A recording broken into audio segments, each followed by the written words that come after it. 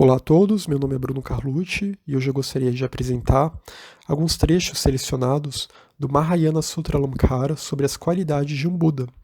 Eu estou me baseando também numa tradução que um americano chamado Paul Griffiths, um estudioso do budismo, fez, e ele pegou essas passagens específicas do Mahayana Sutralamkara que falam, sobre quais seriam as qualidades de um Buda, e ele intitulou isso de um hino as qualidades do Buda, ou um hino às qualidades de um Buda, porque isso valeria para todos os Budas, lembrando que no budismo Mahayana nós temos 4 Budas na nossa presente era. Maitreya, que é o autor do Mahayana Sutralamkara, será o próximo Buda, mas ainda não é agora, então também a gente tem que tomar muito cuidado com esse nome, porque é um nome às vezes muito mal usado, muito abusado por aí, mas Maitreya não está presente no mundo ainda, vai demorar muito até que o próximo Buda venha para girar a roda do Dharma, para reformar o ensinamento. E isso vai ser só daqui a muitos e muitos séculos, conforme os próprios sutras esclarecem. Maitreya atuou bastante com a Sangha, que escreveu muitos desses tratados, junto com Maitreya, escreveu comentários, e a Sangha é um dos fundadores da escola Yogacara. Então esses ensinamentos estão nesse contexto. Essa escola que surgiu no século IV da Índia Antiga e é uma das escolas mais importantes do budismo Mahayana, que vai falar muito sobre o caminho. Yogacara significa a prática da yoga e basicamente fala, a yoga budista, claro, e basicamente fala sobre a importância de transformar os nossos estados mentais, fala sobre a importância de nós adentrarmos na senda, no caminho do Bodhisattva e o que é necessário para adentrar esse caminho. É uma escola muito profunda, cuja filosofia também vai falar sobre a cognição, sobre como os fenômenos se manifestam, sobre o funcionamento da mente e vários outros temas. Então, agora vamos iniciar aqui o estudo desse hino e eu vou fazer alguns comentários sobre cada uma das estrofes.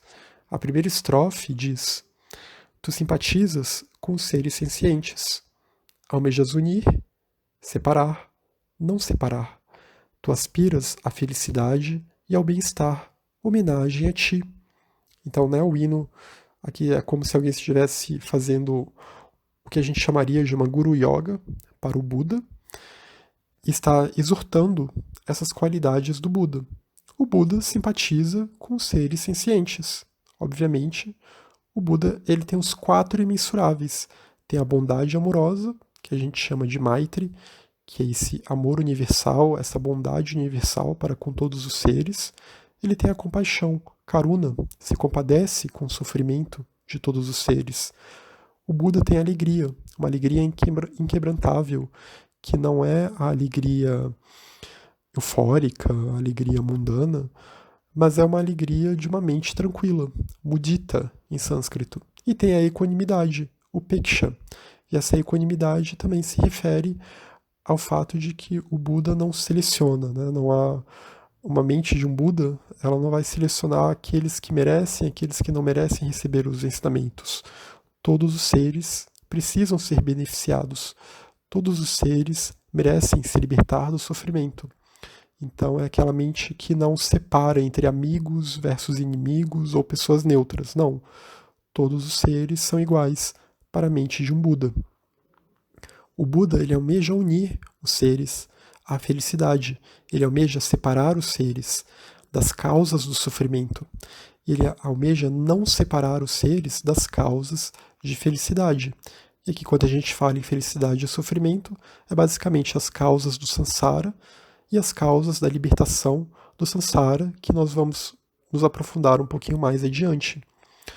O Buda, portanto, ele tem uma grande compaixão, uma Mahakaruna, e uma mente desperta, uma bodhicitta, que é essa mente completamente altruísta, completamente desperta, que é uma mente que transcende qualquer dualidade e que transcende qualquer senso de eu, qualquer senso de orgulho, qualquer senso de apego, qualquer senso de um eu autocentrado. Não há mais um eu, no caso de um Buda. Um hino, as qualidades de um Buda, a segunda estrofe diz: Tu estás liberto de todos os obstáculos. Tu és o sábio que governa o mundo inteiro. Objetos da percepção são preenchidos pela tua percepção. A tua mente está liberada. Homenagem a ti. O Buda é aquele que se libertou de todos os obstáculos, a ignorância, o apego, a aversão e a outros obstáculos mais sutis também. Obstáculos à sabedoria, obstáculos que, mesmo no caso de alguém que já está avançado no caminho, que já venceu muitos dos vícios, que já venceu muitas dessas contaminações mentais, que a gente chama de kleshavaranas, ainda assim a pessoa ainda não alcançou essa onisciência que um Buda alcançou, porque a mente ainda tem alguns desses obstáculos à sabedoria última, que compreende completamente a realidade última de todas as coisas. Então é uma mente que está num samadhi absoluto, num samadhi completo, perfeito, e que se libertou, portanto, totalmente das amarras dos nós do samsara. Tu és o sábio que governa o mundo inteiro. Ele governa o mundo inteiro exatamente por causa disso. Ele tem essa sabedoria que compreende todo o funcionamento do cosmos, essa sabedoria onisciente. E, portanto, o Buda também é aquele que vai guiar toda uma linhagem de discípulos, toda uma linhagem de bodhisattvas, que vão atuar também para o benefício dos seres e que também estão nessa busca para alcançarem esse mesmo estado que o Buda alcançou. Objetos da percepção são preenchidos pela tua percepção. Nada escapa à percepção de um Buda. É uma percepção direta, completa. A tua mente está liberada. É uma mente que está completamente liberada das amarras do samsara. Como eu falei, é uma mente desperta, é uma bodhicitta. Homenagem a ti. Então, o Buda, ele é aquele que, por muitas e muitas vidas, é uma pessoa que percorreu um caminho, que percorreu essa senda dos bodhisattvas. No budismo Mahayana, a senda dos bodhisattvas ela é dividida em 5 sendas principais. Primeiro a senda da acumulação, depois a senda da preparação, depois a senda da visão, depois a senda da meditação, depois a senda da consumação. Cada uma dessas sendas elas envolvem uma série de realizações, né? Envolvem uma série de, digamos assim, avanços que a pessoa realiza nesse caminho, conforme ela vai aprendendo, conforme ela vai estudando o Dharma. Então é um caminho muito longo, que leva muitas e muitas vidas. É uma senda gradual, é uma senda graduada.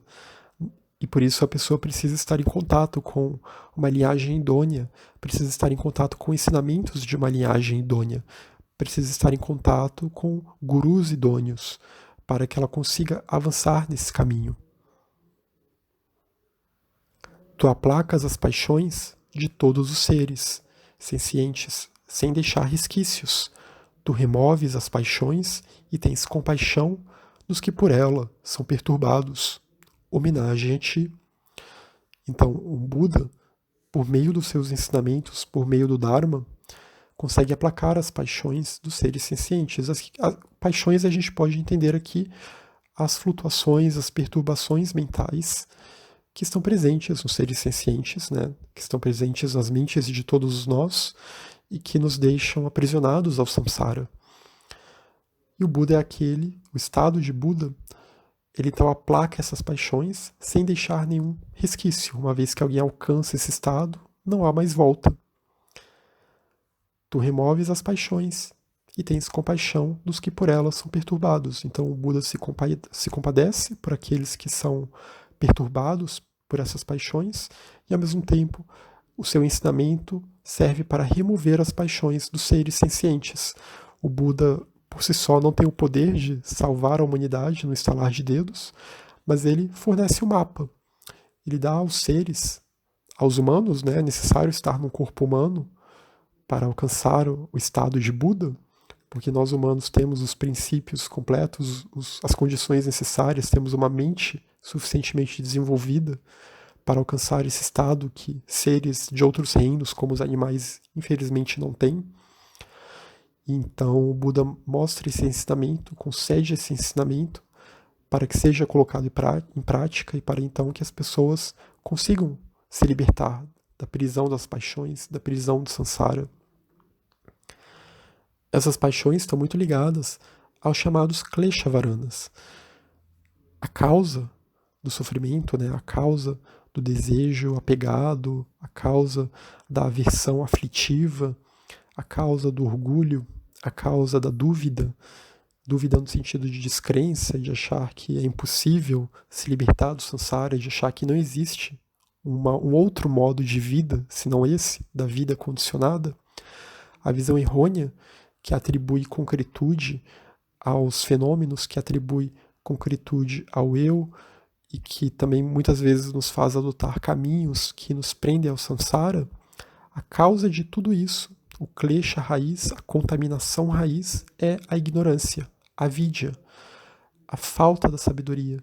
Essa ignorância que só nos faz ver a separatividade, só nos faz ver o eu e os fenômenos como completamente separados, como não interdependentes, como o contrário da interdependência, né? Como se tivéssemos existência independente, como se esse eu fosse a nossa natureza inerente, e não é.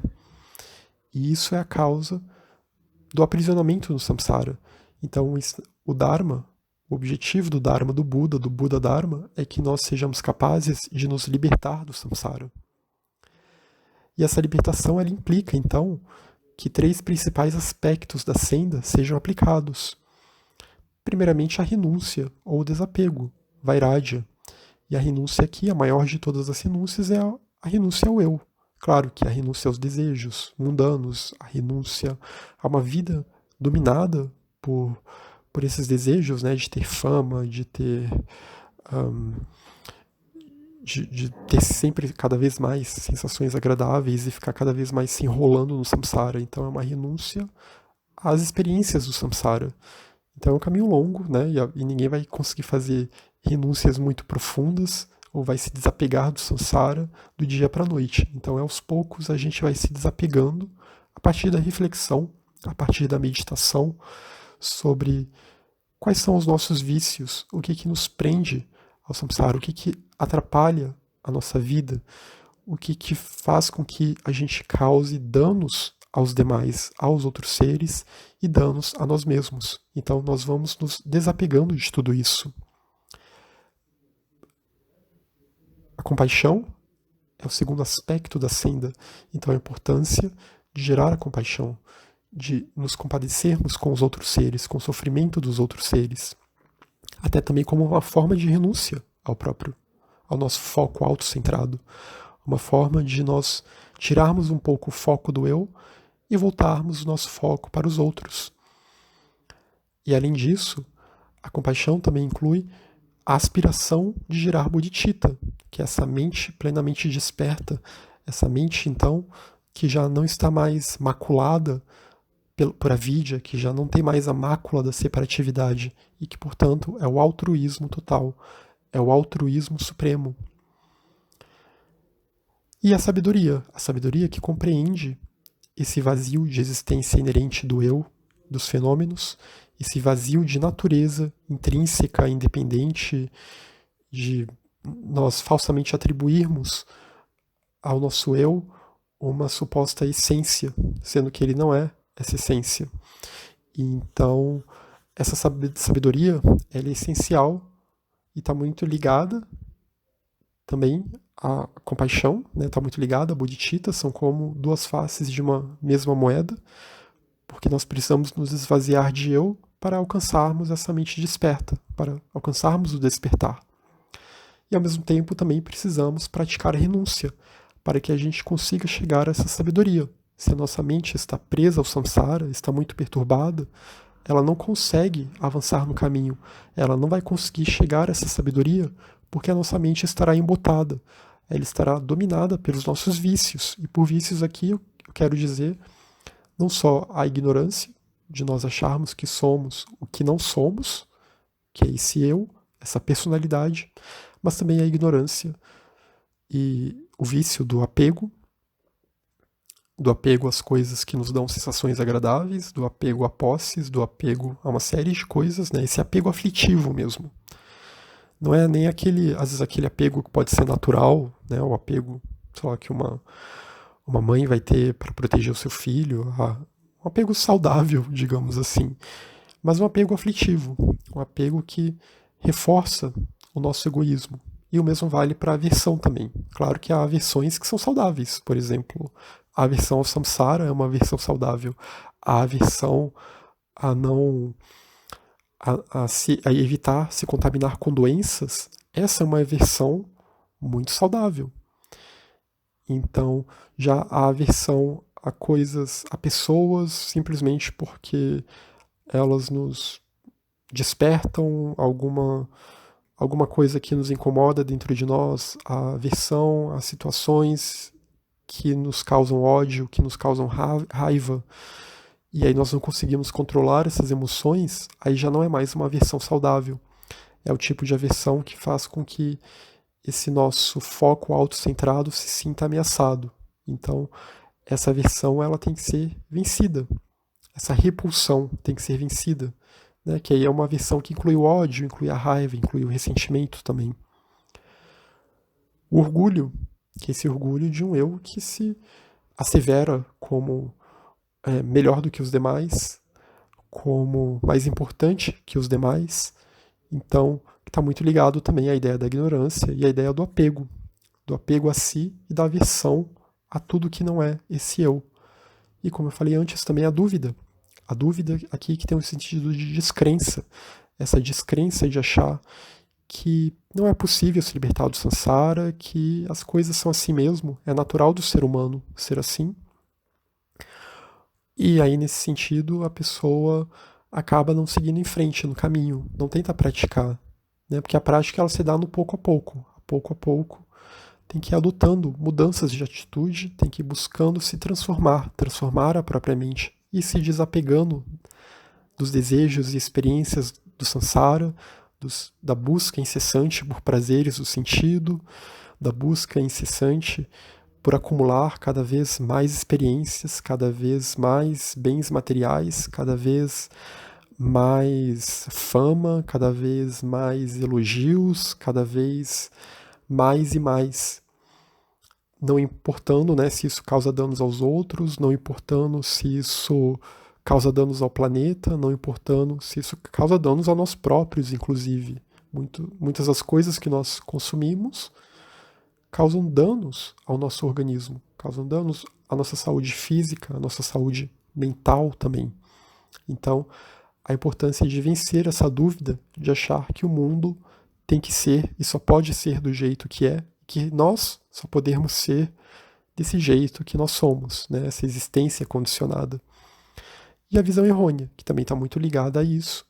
E também a visão errônea nós temos que tomar cuidado, principalmente hoje em dia, porque há muitos grupos budistas, supostamente budistas, escolas supostamente budistas, que nem vêm de hoje em dia, né? Já vêm de muito antigamente, lá do Tibete. No Tibete nem todas as escolas são idôneas, mas há escolas que realmente promovem práticas, promovem visões errôneas, que promovem um reforço dos nossos desejos, que promovem um reforço da nossa busca por sensações, que promovem um estímulo cada vez maior de experiências sensoriais, como se isso fosse conducente para a libertação do samsara, sendo que os sutras budistas, a filosofia budista, que é o principal, que é o cerne do budismo, deixa bem claro que essas experiências sensoriais, sejam de que tipo, né, sejam experiências que envolvam o uso de substâncias, sejam experiências que envolvam rituais que vão envolver relações sexuais, ou então que vão envolver uma série de outras questões, como, por exemplo, buscar idolatrar certos seres ou deidades e querer que essas deidades se apossem da nossa mente.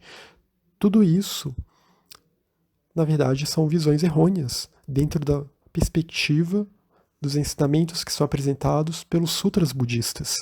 Então essas visões errôneas, elas nos prendem ao samsara, elas nos deixam cada vez mais enrolados nessa roda e, pior ainda, disfarçadas de um dharma, sendo que elas não são o dharma real. muito pelo contrário, são o anti-dharma. E da mesma forma, visões errôneas que vão pregar uma iluminação súbita, como se fosse possível a pessoa, no estalar de dedos, se iluminar, se libertar, se tornar um Buda, sendo que esse caminho de descondicionamento, na visão do budismo Mahayana, e principalmente pelos ensinamentos, né, que são apresentados na escola Gelugpa de Tsongkhapa, eles só se dão gradualmente, eles não se dão do dia para a noite, porque o samsara, ele não tem início, ele pode ter fim, mas para ele ter fim, esse descondicionamento, ele é sempre gradual, é sempre um processo, nunca é do dia para a noite, não basta só aquietar a mente e achar que aquietando a mente ela se auto-ilumina. Primeiro porque, né, uma lâmpada não pode se auto-iluminar, e segundo porque a nossa mente ela tem uma dimensão inconsciente também, e a gente tem que buscar desenvolver a sabedoria, a renúncia e a compaixão para transformar esses estados inconscientes também. Então é um caminho de esforço e que leva vidas e mais vidas, muitos nascimentos diferentes. O próximo trecho diz: Tu és espontâneo, sem apego, livre de amarras e plenamente focado. Tu sempre e somente afastas todas as dúvidas. Então, alguém que alcançou o estado de Buda, ou um Buda, é espontâneo. É espontâneo naquele sentido que a gente pode fazer uma ponte com o taoísmo. Está em total harmonia com o Tao. Está em total harmonia com o fluxo universal, né? E aí é um fluxo muito mais elevado, não é esse fluxo do samsara, esse fluxo condicionado, mas é um fluxo livre de condicionamentos. É a vida universal, a gente pode dizer também, se adaptar para algumas linguagens ocidentais, né, que tem por aí. Sem apego. O Buda não tem apego. Como foi dito antes, ele tem equanimidade. A equanimidade é um antídoto para o apego. A equanimidade e o desapego. Livre de amarras.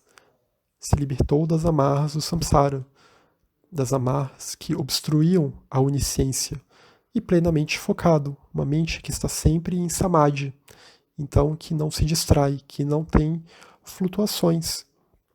Que a gente também pode fazer uma ponte com os Yoga Sutras de Patanjali, que vão dizer que o objetivo da yoga é cessar com as flutuações da mente, cessar com as flutuações de Chitta, que é essa mente pura, sutilíssima, que é falada tanto por algumas escolas indianas, né, como essa escola de Patanjali, e também no budismo, principalmente na escola Yogacara, que, embora não seja, Chitta não é uma realidade última, mas é essa substância sutilíssima. Para alcançar a compreensão, para alcançar o Nirvana, é necessário, então, cessar essas flutuações de Chitta, tirar as suas contaminações, para que se alcance o despertar, para que a luz de Budi, desse intelecto iluminado, seja capaz de iluminar Chitta e ela se torne plenamente desperta, se torne uma Bodhicitta de fato.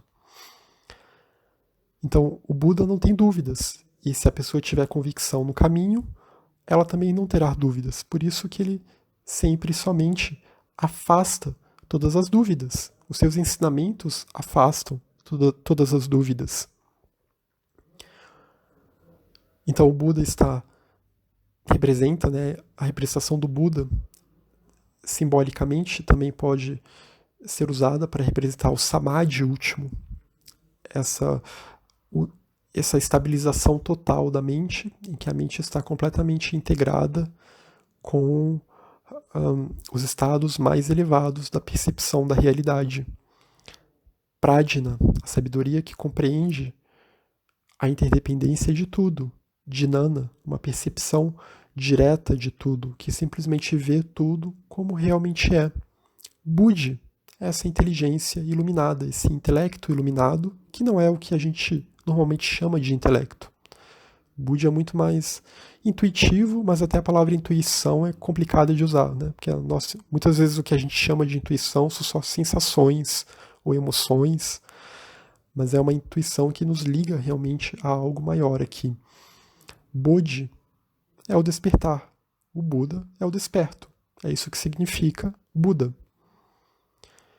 Então, o Buda tem a sabedoria que transcende a dualidade, que é Vidya, que é o contrário de avidya. Avidya é a ignorância que nos prende à separatividade, e vidya é a sabedoria que está além da dualidade, a sabedoria não dual.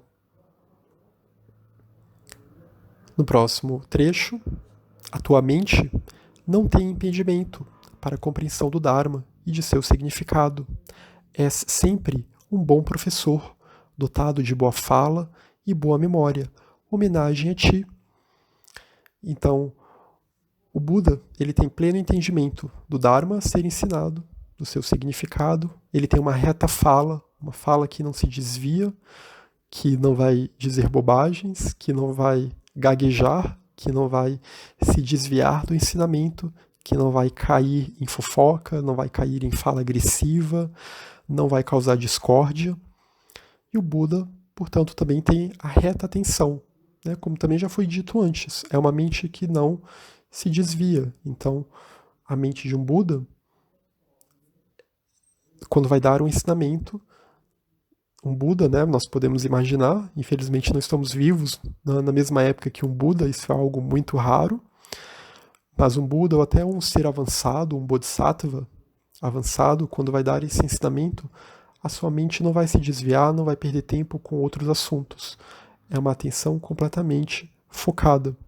São coisas que a gente pode almejar desenvolver na nossa prática, né? Desenvolver essa reta fala e ao mesmo tempo também desenvolver essa reta atenção, essa atenção que não sai se desviando a todo momento, principalmente porque a gente vive num mundo, né, que tenta sempre prender a nossa atenção. E o samsara é assim, o samsara ele nos aprisiona desviando o nosso foco, desviando a nossa atenção do que realmente importa. Mas a partir do momento que nós direcionamos a nossa atenção, a mente ela tem esse mecanismo de direcionalidade, que em sânscrito a gente chama de cetana. Quando nós direcionamos a nossa mente ao Dharma e tentamos sempre manter a nossa mente no Dharma, mesmo quando estamos nos nossos afazeres diários, cotidianos, domésticos, no nosso trabalho, etc., a gente consegue gerar mérito, a gente consegue gerar virtude, no sentido de mudar os nossos estados mentais e de que mesmo situações mundanas, né, situações normais da vida, elas são proveitosas, porque nós vamos ter o devido cuidado ao lidar com essas situações, de não nos deixarmos ser dominados por essas situações, pelos vários conflitos e instabilidades normais do samsara, né? O samsara é impermanente, então tudo é transitório, mas se nós tivermos a reta atenção, nós conseguimos ter a estabilidade de passar por esses vários altos e baixos da vida de uma pessoa, altos e baixos que às vezes podem acontecer no mesmo dia, né? Então a gente também não fica tão suscetível às mudanças de humor e daí por diante. Ao vê-lo, todos os seres o reconhecem como um nobre ser. Inspiras devoção só de ser visto. Homenagem a ti. Um Buda, ele tem 32 marcas físicas. Eu não vou me adentrar muito, né? Isso pode ser facilmente encontrado em diversos textos. Mas cada característica física do Buda que nós vemos nas imagens que representam o Buda, representam simbolicamente uma virtude desenvolvida ao longo de suas vidas como Bodhisattva. Como foi dito, o Buda teve que passar muitas e muitas vidas até alcançar o estado de Buda. Então, chegou um determinado momento, naquelas 5 sendas, né, em que ele alcançou o estado de Bodhisattva, e aí ele já ganhou uma autonomia, já venceu aquelas contaminações mais grosseiras das quais estávamos falando, como a ignorância, como o apego, como a aversão, o orgulho, a dúvida e as várias outras perturbações secundárias, né? A lista de perturbações mentais, contaminações mentais do budismo é gigantesca, mas todas elas derivam dessas principais já citadas. E o Buda, então, ele, como Bodhisattva, em suas vidas antes da vida em que ele se tornou Buda, ele então foi desenvolvendo uma série de virtudes e mais virtudes, foi cada vez mais se aprofundando na sabedoria, atuando em prol de todos os seres, até alcançar esse estado último. E então cada uma dessas todas essas imagens que a gente vê do Buda sentado em posição meditativa, nada do que a gente vê nessas imagens é por acaso. Tudo isso representa alguma coisa. E se refere justamente a essas 32 marcas físicas de um Buda ou de um Tathagata. Tathagata é aquele que chegou ao estado do tal qual é, que chegou a Tatata, que percorreu o caminho de seus predecessores. Então é um outro título dado a Buda também. Um exemplo, só passando aqui rapidamente por uma dessas 32 marcas físicas, é a chamada protuberância no topo da coroa do Buda, o Shnisha, em sânscrito, que representa a sua ligação com a linhagem de seus gurus. O Buda teve que ter gurus em suas vidas anteriores e até na sua vida como Buda. Ele não aprendeu tudo por si mesmo, porque não é assim que o caminho funciona. Então ele também teve seus gurus e depois foi ultrapassando muitos desses gurus até encontrar o estado máximo, que é o Budado, que é o estado de Buda. Então, essa protuberância, o Shnisha, representa a sua ligação com a linhagem de seus gurus, visualizada no topo de sua cabeça. E também representa o seu engajamento na prática do Dharma. Representa o seu engajamento na prática desse Dharma que foi ensinado por essa linhagem a qual ele se ligou, que é uma linhagem que aí já vem lá do Buda anterior, de muitos séculos e séculos e milênios atrás, né? A gente nem tem muita informação, mas o Buda, quando atuou na Índia Antiga, ele teve seus gurus, interagiu com muitas das escolas que existiam na Índia Antiga e também foi ensinando, conforme ele ia aprendendo mais, foi também ensinando e reformando muito daquele ensinamento. Tu obtiveste maestria sobre o que é adotado, mantido e deixado para trás. Então o Buda sabe aquilo que deve ser adotado, mantido e o que deve ser deixado para trás. Grande parte da senda, do caminho do Bodhisattva é isso. E não só para quem já é um Bodhisattva, né, que já são seres muito avançados, mas para nós, pessoas normais, que estão buscando, que estão estudando, que estamos lendo, também a gente tem que pensar qual é a atitude, o que deve ser adotado, o que deve ser mantido e o que deve ser deixado para trás se nós queremos ter uma vida mais próxima desse ideal, se nós queremos ter uma vida mais próxima do Dharma, se nós queremos realmente poder viver de acordo com os ensinamentos do Dharma. Sobre as manifestações de imagens mentais, o Buda também tem maestria, então a mente dele não é uma mente que está suscetível aos joguetes da imaginação, né, aos joguetes dessas imagens mentais que aparecem para nós. Então já tem um total controle sobre essas imagens mentais. E tem a meditação perfeita, uma dhyana perfeita, uma plena atenção perfeita, uma reta atenção perfeita, que essa é uma das 6 paramitas, algo muito importante a se desenvolver no caminho. E tem uma reta memória. Então é uma memória, obviamente, a mente de um Buda disse que é onisciente, mas é muito importante também que a gente, na nossa prática, tente desenvolver essa reta memória. Em sânscrito, a palavra smriti, que é a gente tentar não esquecer do Dharma, a gente tentar não esquecer dos ensinamentos.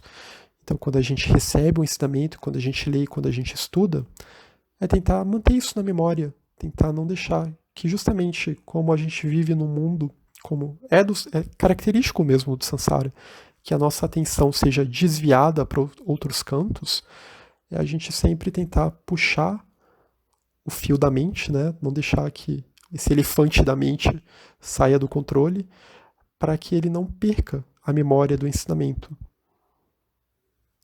Tu destróis os demônios criadores de ilusões, chamados maras, que enganam seres sencientes. Esses demônios, esses maras, representam muitas dessas forças, como o desejo, como a aversão, também a morte é muito ligada ao Mara, né? O Buda é aquele que venceu a morte. Yama, o Senhor da Morte, ele é um tipo de Mara. Então são essas forças que tentam nos prender ao Sansara, que são forças que estão dentro de nós, mas também estão fora de nós. E o Buda está totalmente é totalmente imperturbável. E tem um sutra que inclusive fala, né? Mantenha o seu foco naquilo que é imperturbável. Tem um sutra que não chega a ser nem um sutra Mahayana, é um sutra Theravada mesmo, um sutra sobre o grande vazio, que vai dizer, mantenha a mente no imperturbável. Então, quando a gente faz esse hino exortativo no Buda, é tentar manter tentar voltar a nossa mente para aquele que alcançou um estado imperturbável. E há um Buda latente dentro de nós, né? Todos nós temos esse potencial, todos nós temos uma natureza Buda dentro de nós que quer despertar.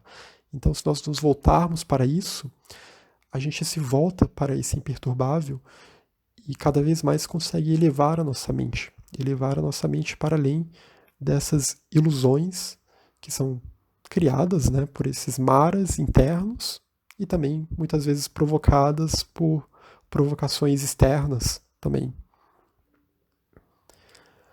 Então ele destrói esses criadores de ilusões sobre o que é oportuno, sobre o refúgio, sobre a purificação e sobre a libertação por meio do grande veículo. Então aqui quer dizer que o Buda também esclarece acerca de visões errôneas, de falsos ensinamentos que muitas vezes são travestidos de Dharma, mas que na verdade mantêm as pessoas presas ao samsara. Então, ele esclarece sobre o refúgio também, né? A importância de tomar o refúgio nas três joias. O refúgio em Buda, o refúgio no Dharma, o refúgio na Sangha dos Bodhisattvas, nessa linhagem de seres elevados, de discípulos do Buda que atuam em prol para o benefício de todos os seres. E essa é a verdadeira Sangha, não é qualquer grupinho ou qualquer centro. A gente usa também o termo Sangha, mas a verdadeira Sangha é essa Sangha, é a Sangha desses seres que já alcançaram um estado elevado, que já têm uma autonomia sobre o processo de nascimento, renascimento, e que eles já alcançaram um nível de libertação de samsara, não alcançaram o nirvana último do Buda, mas já alcançaram a libertação e tem o voto do Bodhisattva. Então também já geraram um nível de Bodhicitta, o seu compromisso de continuar atuando em prol dos seres até que eles alcancem o estado de Buda.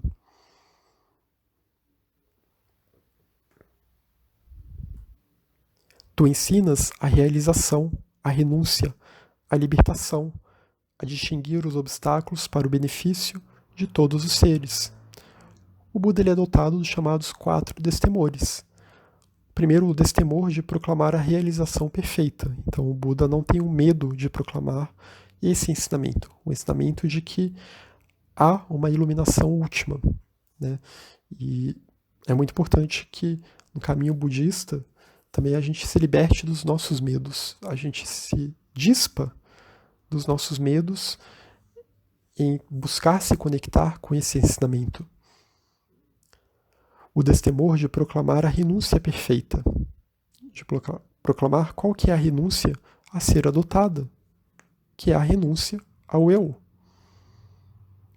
Ou a renúncia à percepção de que o nosso eu ele tem uma existência inerente, sendo que ele não tem essa existência inerente, ele não é permanente, indestrutível, não é uma essência. O destemor de ensinar o caminho que leva à libertação pelo benefício de todos os seres. Então o Buda não tem o medo de ensinar o caminho que leva para a libertação do samsara, nem os bodhisattvas. Tem esse medo. O destemor de ensinar acerca dos obstáculos no caminho.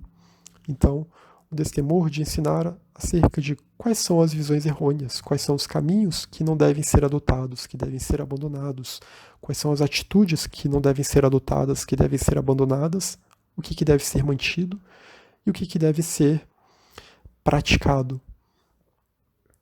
Então, esses 4 destemores significam que uma qualidade de um Buda é uma coragem inquebrantável, que também, acredito eu, é uma característica desses bodhisattvas mais elevados, uma característica de todos aqueles que já se libertaram do samsara e continuam atuando para os seres, e uma característica a qual nós devemos almejar também em nossa prática. Tua fala esclarece a sangha, tu és livre das 2 contaminações. Não tens de se proteger de nada, não esqueces nada, tu congregas toda a sangha. homenagem a ti. Então o Buda tem uma fala que esclarece toda a Sangha, todos os discípulos, dos seus discípulos mais elevados aos seus discípulos mais simples. É livre das duas contaminações. Ele é livre da contaminação do apego e livre da contaminação da aversão. Então ele não vai ter apego a determinadas pessoas nem aversão a outras. É uma perspectiva totalmente equânime, mas vai ter a sabedoria de saber quando deve dar o ensinamento, para quem, em que momento e qual tipo de ensinamento deve ser dado. Ele não precisa se proteger de nada, não esquece de nada e congrega toda a Sangha, porque o Buda alcançou a liberdade real. Né? Nós não estamos livres. O Sansara, como eu falei, é uma prisão, é um oceano de sofrimento. E não há liberdade total no Samsara. Nós temos uma liberdade que é cerceada. Nossa liberdade é uma mais ou menos liberdade. A liberdade total só é alcançada quando alguém se liberta do Samsara.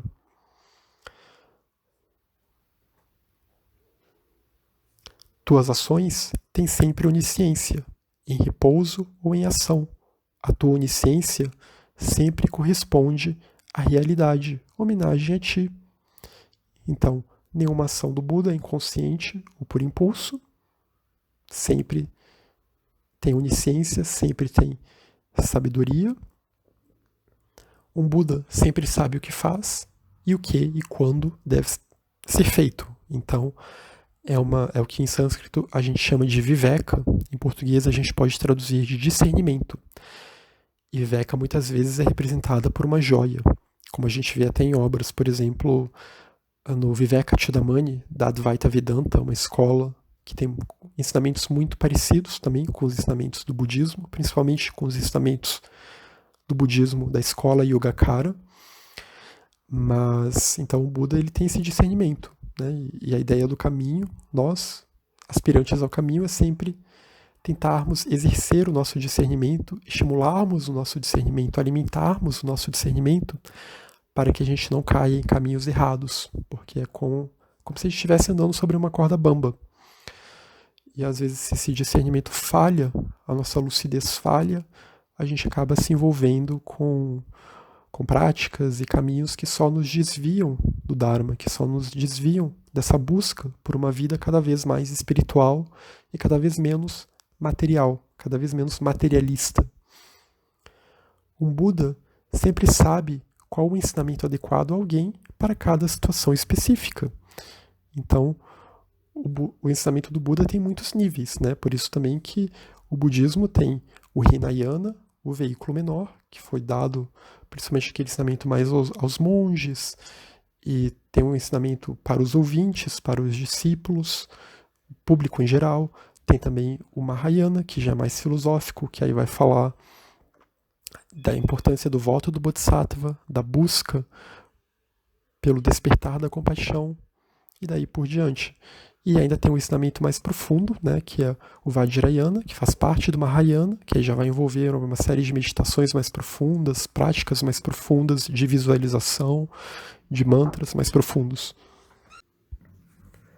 E no caso do Vajrayana, né, é sempre importante fazer esse parênteses, que também ele tem todo um simbolismo por trás de união das polaridades dentro de nós, união de método e sabedoria, mas essas imagens elas nunca devem ser levadas ao pé da letra. Mas sempre lembrando, né, que a base tem que ser a filosofia do budismo Mahayana da Índia, a base que está nos sutras. Independente do que qualquer lama diga, qualquer escola diga, não importa se é uma escola que existe há muitos séculos, ainda assim ela pode estar vendendo um ensinamento que de fato não é esse ensinamento que está mais próximo da filosofia budista, que está mais próximo dos ensinamentos que estão apresentados, da ética, dos princípios e preceitos apresentados nos Sutras Mahayana e nos vários tratados que comentam muitos desses ensinamentos da escola Madhyamika e da escola Yogacara.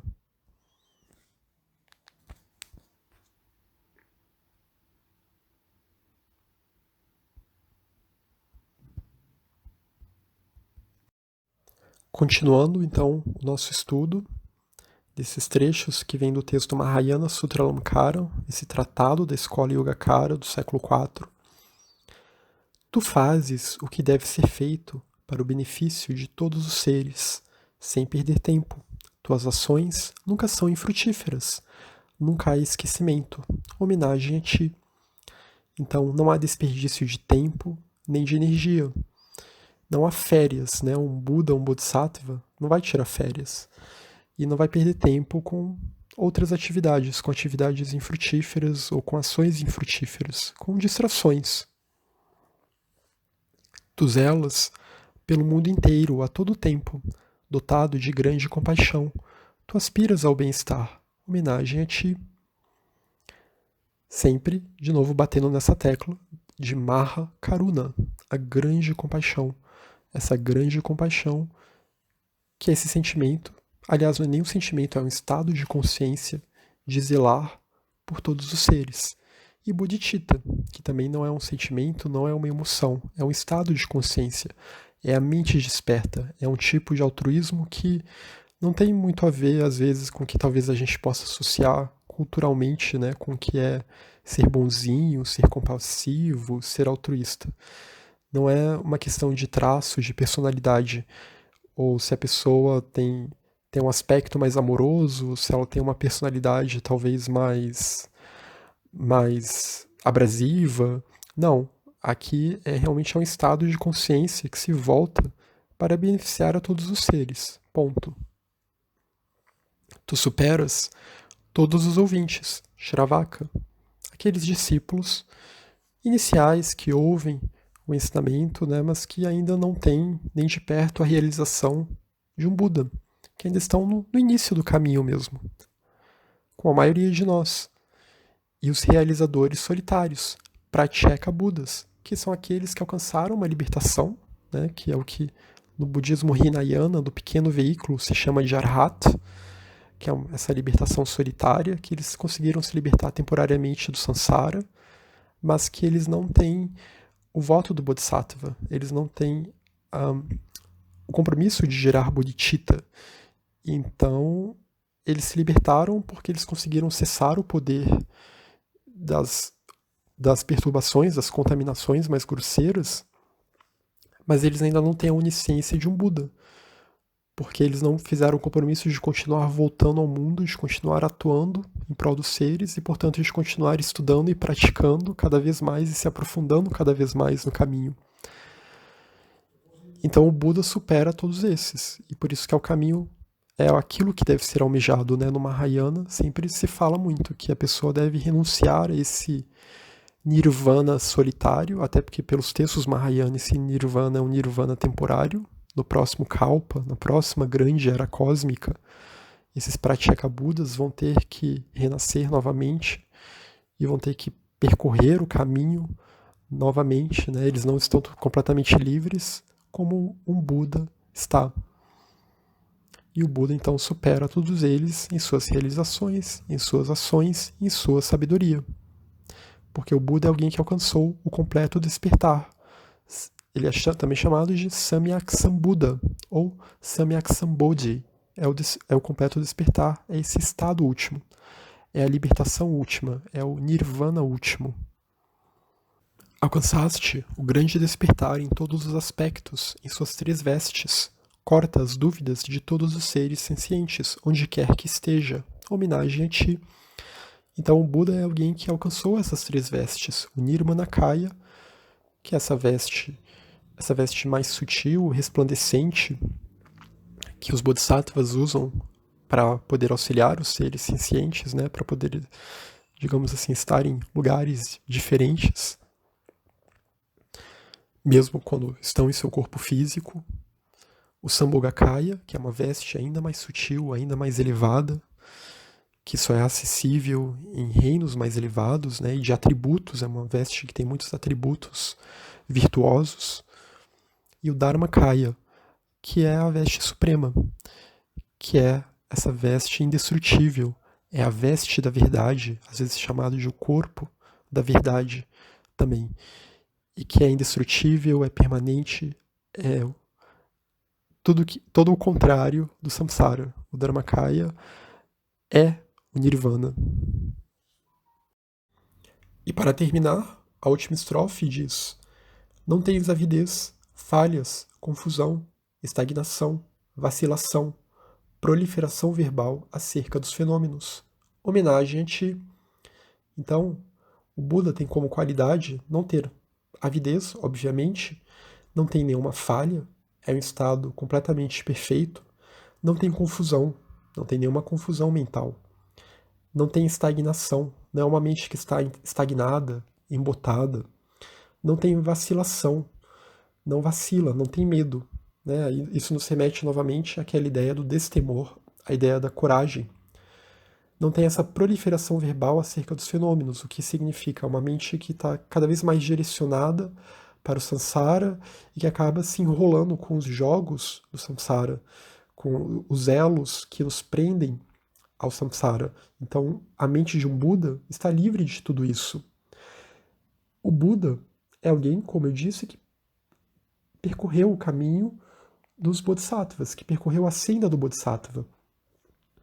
E nesse sentido, ele praticou as 6 paramitas. As 6 paramitas aqui são chave, porque essa é a prática do Dharma, essa é a real prática do Dharma. Praticar o Dharma não é se vestir de forma diferente, não é ficar se envolvendo em rituais para o fogo, não é se envolver com tantrismos, que não tem nada a ver com o autêntico Tantra budista, não é se envolver com mexer em chakras, não. A prática budista é praticar as paramitas. A prática budista é praticar dana, a generosidade, que essa generosidade vai envolver vários níveis, né, desde a generosidade material até a generosidade de doar o Dharma. Shila, a harmonia, que é ter harmonia de mente, fala e corpo com o Dharma. Buscar ter uma conduta de vida, uma conduta mental, verbal e física, em consonância com os princípios e preceitos do Dharma, conforme ensinado pelos sutras budistas. Mahayana, Kshanti, a paciência, a serenidade de seguir em frente, de não ceder às nossas perturbações mentais, de se manter firme, mas é um firme flexível, como um tronco em que o vento bate, o tronco vai para trás e o tronco volta. E se mantém firme. Então, essa paciência de não desistir, de ter perseverança. Virya, a energia virtuosa, que envolve coragem, que envolve o ímpeto para que nós pratiquemos e desenvolvemos a virtude, para que nós sigamos em frente no caminho. Dhyana, a meditação ou a plena atenção, manter a mente alerta, vigilante, manter a mente alerta, vigilante sobre os ensinamentos, sobre os nossos estados mentais e praticar a meditação, tanto a meditação que tranquiliza a mente, tanto a meditação que analisa os fenômenos, que analisa um determinado tópico, que analisa uma determinada frase, que escolhe um mantra e aí tenta se conectar com o que esse mantra simboliza, o que esse mantra representa, né? A qualidade, a potência que esse mantra representa ou simboliza.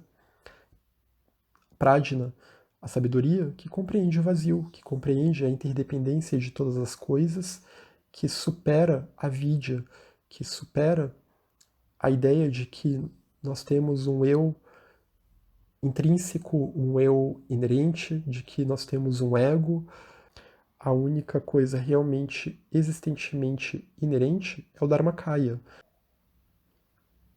Num futuro não muito distante, nós publicaremos algumas traduções de alguns desses textos importantes da Escola Yogacara, mas um texto bem fácil de achar em português é A Voz do Silêncio, que também é um texto que vai falar das paramitas, que vai falar de todo o caminho budista, das 4 nobres verdades, um texto muito profundo que fala, resume todo o caminho e muito bonito também, muito belo, e que pode ser facilmente encontrado. Então fica essa sugestão para estudar, sempre reler e ler e reler A Voz do Silêncio.